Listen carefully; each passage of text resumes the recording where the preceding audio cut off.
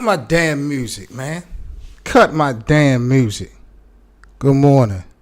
Good morning. I got a problem this morning, man, and I want to talk to y'all people. We going to do it live. We doing it live. We goddamn it, we doing it live. And you know why?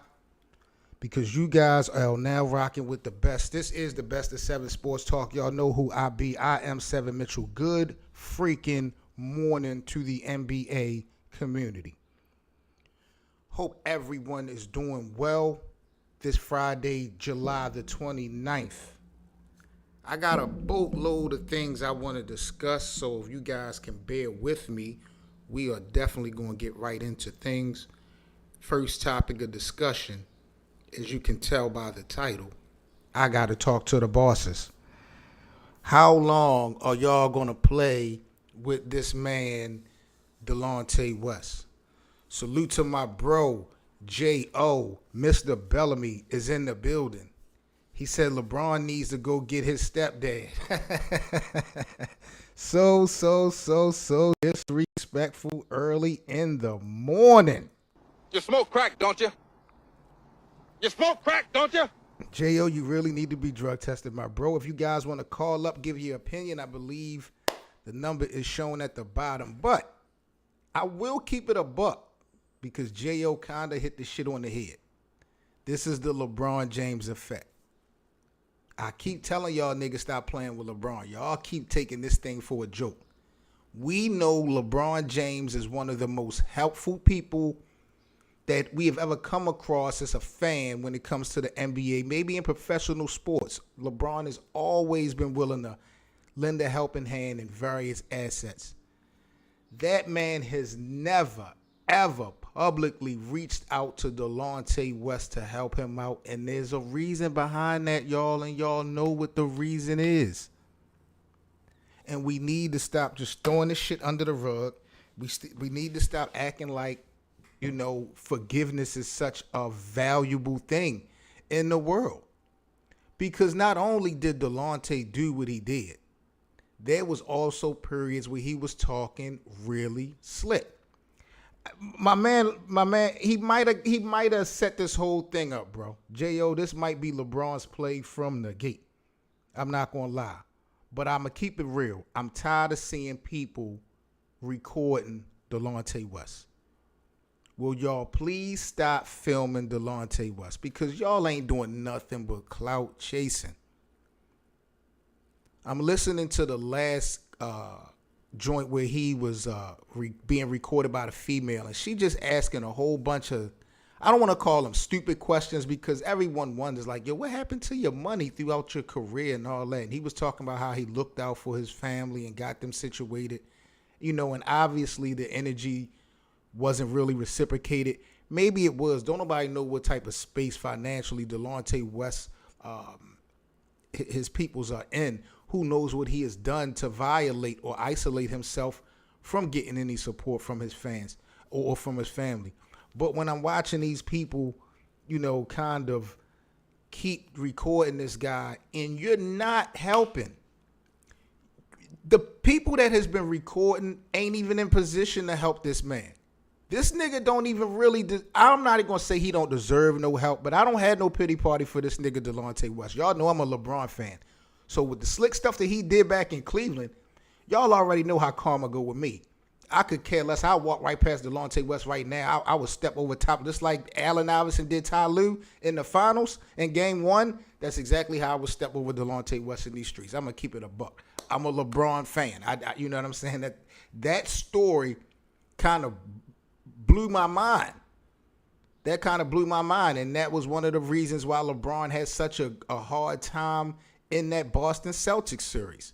You know what I'm saying, in Cleveland. But I don't want to revisit history on that note. You know what I'm saying? And I'm not saying that Delonte West shouldn't be forgiven or shouldn't get that alley-oop or that assist. But it ain't going to come from me, and it's not going to come from y'all. So y'all need to really stop filming this shit for the clout. If Mark Cuban can't put this man in position to get himself together, what the hell make y'all think y'all can? Come on, bro. Now, the thing that I'm tripping off with Delonte is that he is he was open to answer questions. Like, yo, he was relatable, to the young lady that was recording and all that. He was answering questions. He was keeping it a buck. So he wasn't on no sucker time. So I respect Delonte for that. But I'm like, bro, if you're so open, it's money to be made. People want to hear your story. So in the back of my mind, I'm wondering to myself, yo, why hasn't he really signed a book deal, a TV deal, done some interviews maybe with Vlad? Vlad paid people to do interviews. You know what I'm saying? I'm like, I wonder why Delonte haven't really tapped into that circle to make a couple bucks off of his story. Timing is everything, but when I saw how open he was to the streets and talking to the girl, I'm like, yo, what you doing, bro? What is you doing? And he keep finding himself back in these gas stations and all that type of time. Like, so, even though it's a bad looks optic wise, and I would call it sad, but I don't really feel like that. Like, I see that every day. We see that every day with people, really struggling. I think it just hit hard because, this guy played professional basketball, who he played alongside with. But this ain't the first time we read this book. He need to come clean, J.O. He need to come clean. Whatever he did with LeBron James' mom, he need to come clean because the allegations, the rumors have already ruined this dude. And I remember at one point him downplaying sleeping with LeBron's mother. And then he went on like this rant and was saying shit like he LeBron's stepfather. Like he did that. I'll never forget that. And that's really why I have no remorse for Delonte West. I'm going to keep it a buck. It ain't even the action. Whatever he did with his mother, that's their business. You know what I'm saying? I ain't got nothing to do with that. But how he carried it afterwards, that's a snake in the grass type of shit. You know what I'm saying? And I feel why LeBron and none of his team. You would have thought he got paid off, though, J.O. You would have thought he took some money to keep quiet. Like they had some type of NDA. LeBron and his guys, Rich and Maverick, all them guys, they're in position to get this guy together. I just don't think he won it, bro. I just don't think he won it. He has rubbed shoulders, even in his bad moments. He's rubbed shoulders with some of the most richest guys we got, and he still can't seem to get this thing right. So even though it's a sad situation, I don't have no damn remorse for no damn Delonte West. You gonna make that bed, you gonna lay in it. I'm gonna keep it a buck. But I just think he should make smarter moves because it seemed like he's open to talk. So, bro, if you open to talk, make some situations happen for yourself, man. Get some money in your pocket. And not only put the money in your pocket, use it to your advantage. I'm pretty sure Mark Cuban hit that nigga off. But, what did he do with the money? I don't know. So, I don't know if bro got a drug problem or what it is. But I just wish niggas stop filming Delonte West, bro. The shit getting a little bit, it's just getting a little bit corny for me.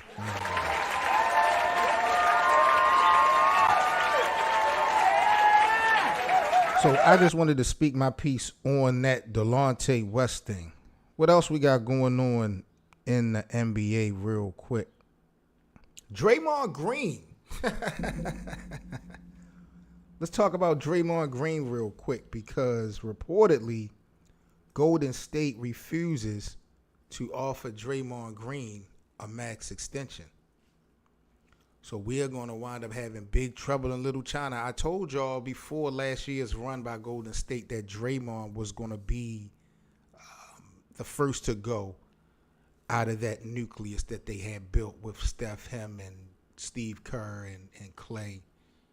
I knew Draymond's time was up and it was coming up.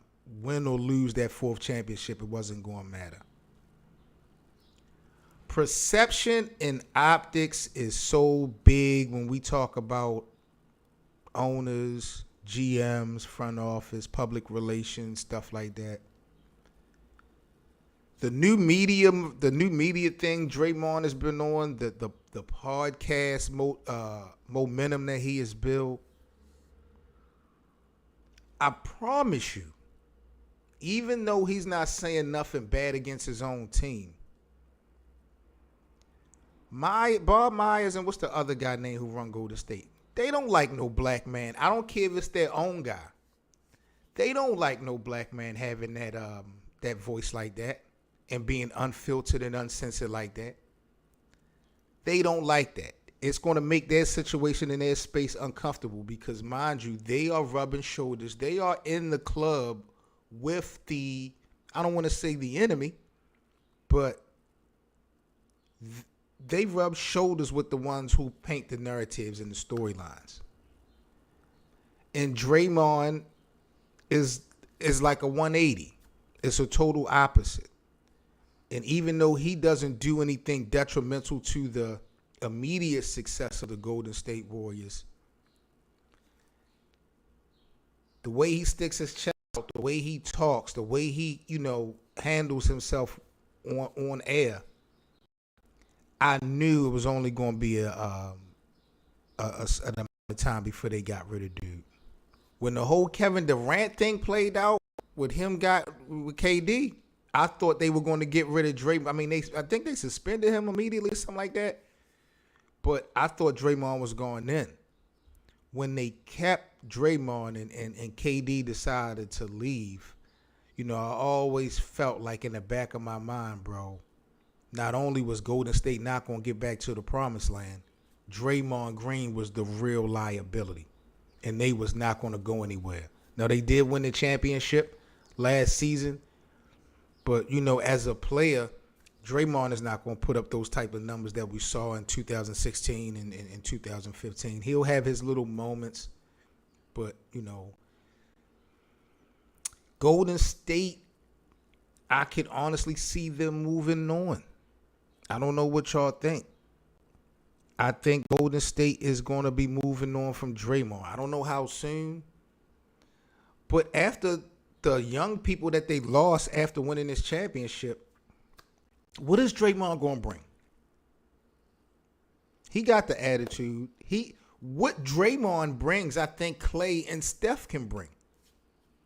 They may deliver it better, but these guys have been in the league long enough to know how to be a leader and know how to talk to these teams in these locker rooms. So I don't really think it's going to be that big of an issue if Draymond goes. But, I respect him. I respect the new media. But it's going to come at a cost. It's going to definitely come at a cost. But I think Draymond probably is in a position like, who cares? Who would have thought that a nigga like me would have 4 rings, would be a part of a dynasty coming out of Michigan State? My name wasn't in them conversations like that. So Draymond, for what it's worth, outstanding career. But I think he about to get humbled. And he about to get humbled by his own guys. J.O. say that KD and Kyrie is staying put in Brooklyn. Now, J.O., for how long? Because ain't no way in the world they're both going to finish the season in Brooklyn. That's a no-no. I don't definitely see Kevin Durant and Kyrie Irving going into the playoffs in a Brooklyn Nets uniform. That is not happening to me. KD not going to... Brooklyn actually thinks that they can have Kevin Durant, who has played out all his contracts. Y'all talk about Kevin Durant likes to run and stuff like that. Kevin Durant has played out every contract that he had. He played out his contracts in Golden State. He played out his contracts in OKC. So he lets you know that he wants to be traded. They think they're going to be able to bring KD back. And it's going to be a situation where as though he's going to pout, but he's going to play. Because they think KD loves basketball that much. And on face value, Kevin Durant does love basketball that much. But Kevin Durant is in a position of power that people know but don't acknowledge because he don't use it. KD is not going to just lay down and allow Brooklyn a team who hasn't won anything to control his narrative. He gonna say all the right things right now, but you're not gonna see KD out in the Barclays Center for 80 games, 70 games, unhappy and just playing because he feel like he's stuck. Hell no. Hell no. I don't want to go as far as saying Kevin Durant gonna sit out. I don't know if he would do that with or without Kyrie. But KD is not going to play out these 4 years in Brooklyn on some old master slave shit just because I'm under contract and y'all don't want to move me or the asking price y'all got for these other organizations is just out of pocket. KD ain't going to go for that, bro. KD, LeBron, some of these guys, even though they, well, I'm not going to say young. These guys worked really hard to put themselves in position to control their own careers. And KD kind of put himself back up against the wall, going to Brooklyn instead of New York with Kyrie and James Harden. But he got a little lane that he could, I think, squeeze and get it done. And I think Brooklyn understand that. I think this is just a much to do about nothing. Brooklyn would probably like to keep Kyrie and KD, but it's too undecisive, bro. I'm gonna just keep it real. It's just too undecisive. And Brooklyn, you're not going to get anybody in return that's going to match the potential of a Kevin Durant or a Kyrie Irving. So y'all sitting around waiting, trying to get the right trade or the right deal done. This is blasphemous. There is no right deal. You need to get some guys that wants to come to Brooklyn and play with you. KD doesn't want to play there. Kyrie doesn't want to play there. So at the least, win or lose, you just want to have some people that want to be around, want to rock out with you. So that's the problem that I think Brooklyn is going to have going into the All-Star break, is who is really going to be committed to that organization. We may see KD and Kyrie start the season off in a Brooklyn uniform, but to my bro, J.O., I don't think it's going to end like that, bro. I don't. Now, I'm not sure Kyrie and KD going to get what they want as far as where they get traded. I'm not saying KD is going to go to Phoenix or Kyrie is going to land in L.A. I would have did the L.A. trade straight up for Westbrook.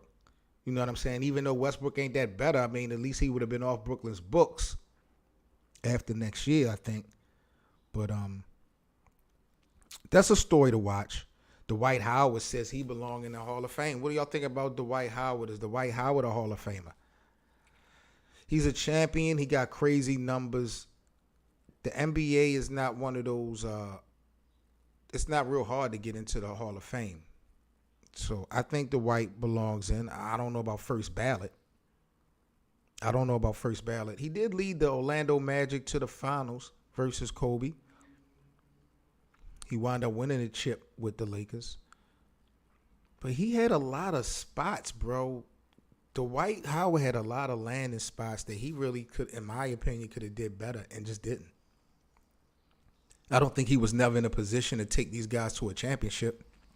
He had a good little opportunity in Houston. But, I think he played in Charlotte and did he play in Washington or Atlanta? Like, Dwight played in a couple different places. Did he play in Philly? I know he played in a couple different places, but those teams just wasn't constructed to make any real runs. But he feels like he belongs in the Hall of Fame. I agree. I think Dwight belongs in the Hall of Fame. I'm just not sold on a first ballot choice. And before I get up out of here, signing off on this live stream, I appreciate you guys chopping in with me this morning. Make sure y'all hit that like button and subscribe to the channel if you guys are new here up to the Best of 7 Sports Talk. Just a real quick update. Brittney Griner, the Biden administration, the White House, it looks like they're offering to exchange a Russian gun trafficker, Mr. Victor Bowe, for Americans Brittney Griner and Paul Whelan. Oh. So, wow. See, I didn't know this. Now, I was aware that there was another person detained from the United States and Russia. So this obviously must be the guy, Paul Whelan. So all this time, Brittney has been sitting detained for over 160 days. They're just talking about a prison swap. We heard rumors about it, but the offer just officially happened this month. But it's on a 2-for-1 deal. Like if y'all was in this position, and no disrespect to Paul, because his life is just as valuable, there should have been a one-on-one deal offered a long time ago. And look how crazy look how crazy this is. Brittney Griner, who was locked up facing 10 years, already been detained for 160 days. She got caught up in the airport with some hashish oil and some vape cartridges. But she gets a drug smuggling charge like she's on some Pablo Escobar type of stuff. Queen of the South type of stuff. Like she had keys of cocaine. The United States has to come up with a deal that includes a Russian arms trafficker. Someone who trafficked guns, weapons. And like my bro said in the chat, my bro Mumbles, salute the King Mumbles, it was a little bit. It was a little amount that she had. I'm not saying Brittney didn't break the law. I'm not saying that Brittney doesn't deserve to face whatever consequences she has to face. What I am saying is the penalty that she has to deal with out there is egregious, bro. And I see a lot of white people, they got so much to say. I'm telling y'all now, and I know some people going to unsubscribe to this channel. Some people might even call me racist. These white people are so happy about this Brittney Griner being detained, bro. I'm telling you, if you think I'm lying, if you think that white people are not happy or white people don't give a shit about BG, search to or go to my Mitchell Report video on Brittney Griner. You don't even have to watch my video. Go straight to the comment section. Go straight to the comment section. All you see, oh, that's karma. That's what she get. I bet Brittney love America now. That's good for her. She broke the law. She did this. She deserved. Like, I'm sitting here just flabbergasted at white America, how they just threw this girl away. They truly showed their colors, bro.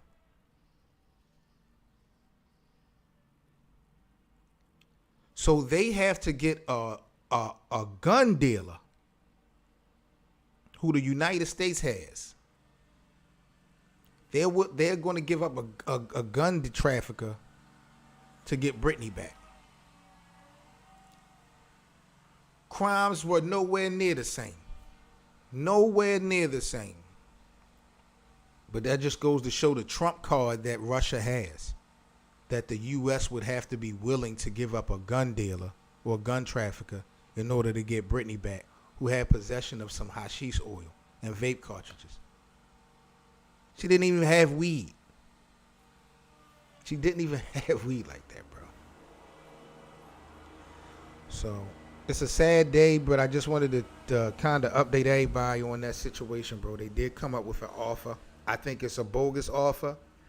Russia doesn't have to really go for it either. So it's going to be interesting to see how this play out.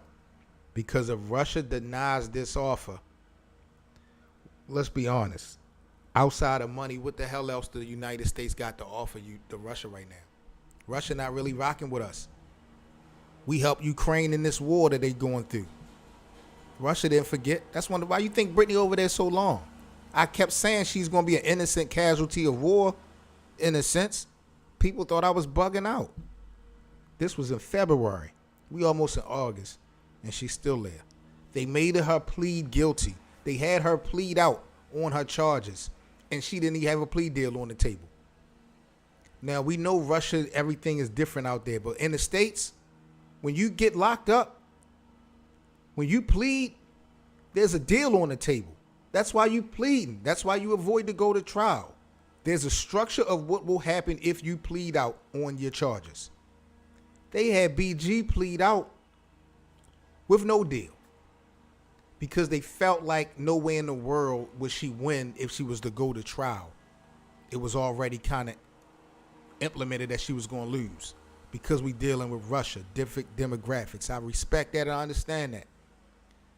But I don't know why the hell her team fight that shit. Like, you completed a deal basically saying you're guilty now. She's now technically been saying she's guilty of drug smuggling for over a week now. Technically, Brittney Griner has been guilty or admitted being guilty of drug smuggling.